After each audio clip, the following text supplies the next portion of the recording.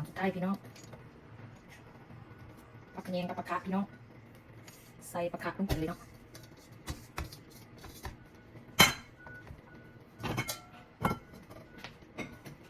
ใส่ผักคะลงไปเลยกินดีกว่าสะอุ่มทุ่มตัวปรุงมันปรุงสารตัวละพี่น้องเลย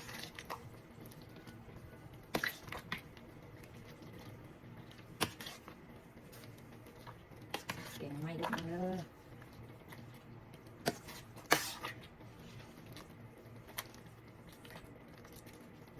ใส่กันผักแยงใส่กันผัก